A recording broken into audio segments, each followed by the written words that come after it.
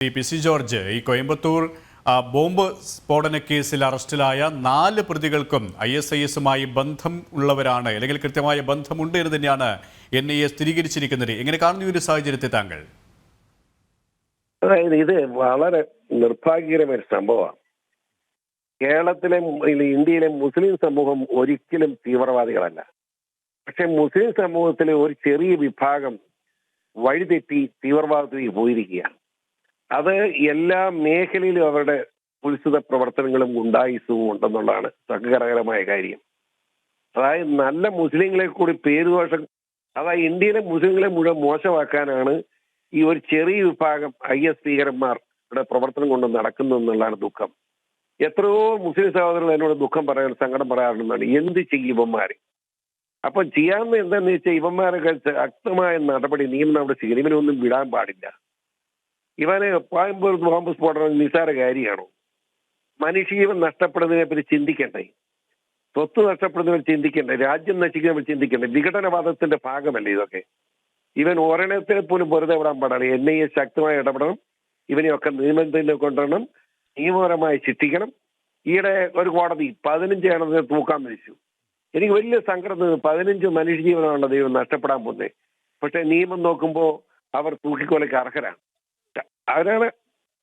അവർ ചെയ്ത തെറ്റിന് ആ ശിക്ഷ അർഹതയുണ്ട്, കുറ്റം പറയാൻ പറ്റില്ല. കാരണം എന്താണെന്ന് ചോദിച്ചാൽ, ആ കേസിന്റെ വിസ്താരം കഴിഞ്ഞിട്ട് ജഡ്ജ്മെന്റിന് വേണ്ടി നിങ്ങൾ കുറ്റം ചെയ്ത് തെളിയിക്കുന്നു എന്ന് പറഞ്ഞ് ജഡ്ജ്മെന്റിന് വേണ്ടി മാറ്റിവെച്ചു.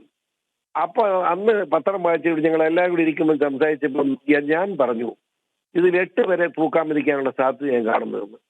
എന്റെ അടുത്തിരുന്ന മുഴുവൻ പേരും പറഞ്ഞു, ഒരാൾ മാത്രം അതല്ലല്ലോ, ഒരു 15 പേരെ തൂക്കേണ്ടതാണെന്ന് പറഞ്ഞു. പക്ഷെ പിറ്റേ ദിവസം വിധി വന്നപ്പോൾ 15 പേരെ തൂക്കാൻ പറ്റിച്ചു. എത്രയോ സങ്കടകരമാണ്. നല്ല ആരോഗ്യമുള്ള മിടുക്കന്മാരായ ചെറുപ്പക്കാരിങ്ങനെ നശിക്കുക. ഈ തീവ്രവാദം ഈ കുഞ്ഞുങ്ങളുടെ മനസ്സിലേക്ക് അടിച്ചേൽപ്പിച്ച് പാവങ്ങളെ നശിപ്പിക്കുന്നതിന്റെ ഭാഗമല്ലേ ഇത്? അതെ. ഒപ്പം പി.സി. ഇവിടെ ഈ മതപഠന കേന്ദ്രങ്ങളെ ഇവർ ഈ ഒരു ISIS റിക്രൂട്ടിങ്ങിനായി ഉപയോഗപ്പെടുത്തിയെന്നും അന്വേഷണ ഏജൻസികൾ കണ്ടെത്തിയിട്ടുണ്ട്. ഇതും വളരെ ഗൗരവമുള്ള ഒരു വിഷയമാണല്ലേ? വളരെ കറക്റ്റായ കാര്യമാണ്. അതായത് ഇതുപോലുള്ള സ്ഥാപനങ്ങളിൽ നിന്ന് റിക്രൂട്ട്മെന്റ് നടക്കുന്നെങ്കിൽ ആ സ്ഥാപനം നടത്തുന്നതിനകത്ത് ആളുകളുണ്ട് തീവ്രവാദികൾ. അതാണ് അതിന്റെ പ്രശ്നം. അത് ആളുകൾ ആരാണെന്ന് കണ്ടെത്തി അവരെയൊക്കെ നിയമത്തിൽ കൊണ്ടുവന്ന് കൽപ്പൂറുകളൊക്കെ അല്ലാതെ വേറൊരു മാർഗമില്ല. രാജ്യത്തെ വിഘടനവാദം വളർത്തിയെടുക്കാൻ അനുവദിക്കാൻ കഴിയില്ല. ഇന്ത്യ മഹത്തായ ഭാരതം എന്ന് പറയുന്ന നമ്മുടെ രാജ്യത്തിന്റെ ആ ശക്തി വർദ്ധിപ്പിക്കാൻ ശ്രമിക്കുന്നതിന് പകരം ഭാരതത്തിന്റെ ശക്തിയെ ക്ഷയിപ്പിച്ചുകൊണ്ട് ഭാരതത്തെ വിഘടിപ്പിക്കാൻ ശ്രമിക്കുന്ന ശക്തി ആരാണെങ്കിലും അവർക്കൊക്കെ ഏറ്റവും വലിയ പനിഷ്മെന്റ് കൊടുക്കണം എന്നുള്ളത് തന്നെയാണ് അഭിപ്രായം. ഏതായാലും ഇപ്പൊ കണ്ടെത്തിയ 4 പേരും ഈ ആളുകൾ തന്നെയാണ്. ഒരു കാരണവശാലും വെളിച്ചം കാണാൻ പാടില്ല. ജയിലിനുള്ളിൽ അവരെ സ്ഥിരമായി അടയ്ക്കണം, നടപടി വേണമെന്നാണ് എന്റെ അഭിപ്രായം. വളരെയധികം നന്ദി ശ്രീ പി.സി. ജോർജ്, ഈ ഒരു സമയം ഞങ്ങളോട് സഹകരിച്ചതിന് വേണ്ടി.